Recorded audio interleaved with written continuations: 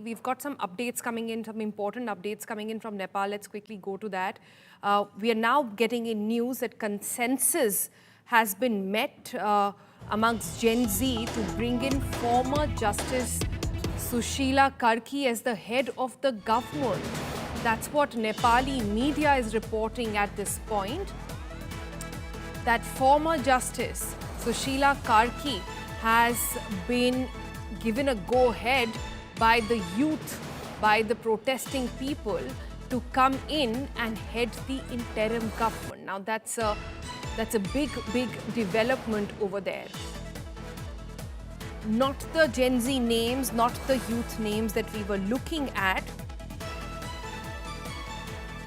but this one name has taken people by surprise as well. Like we were discussing, it will require somebody who has the expertise, experience, perhaps to handle a situation of this magnitude. And there the name is Justice Sushila Karki. Now, Pranay joins us for more on this. Pranay, tell us a little bit about Sushila Karki. What exactly is her background? And interesting to say that the young people have actually agreed to that name. Sonal, if you see the name of Sushila Karki served as the former Chief Justice of Nepal, and she was the one who actually overruled many of the decisions of former Prime Minister K.P. Sharma Oli.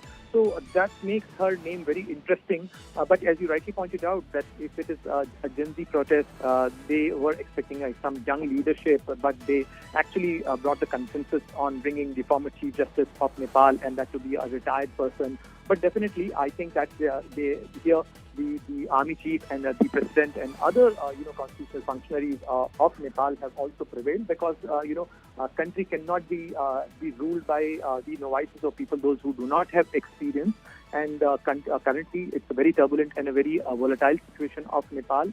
And let's see, how she does and how she forms an interim arrangement, because ultimately Nepal, if they have to keep their democracy, they have to go for the fresh election. But this is yet another country where we will be witnessing an interim government, an interim arrangement like Dhaka, which is still continuing. And Mohammed Yunus has announced the date of election, but elections are still far, because February 2026 is the date by which Bangladesh should be having elections. So now we have to see that by when this Sushila Karki-led administration is going to announce the election, what is going to be the structure. So these are the things. Right. But if you see the name of Sushila Karki, she served as the former Chief Justice, and she overruled many of the decisions of So a well-known critic of Prime Minister K.P. Oli. In fact, there was an impeachment motion also against her earlier, which was later withdrawn. But she has been chosen and has been agreed upon, her name has been agreed upon by the young protesters to actually run an interim government.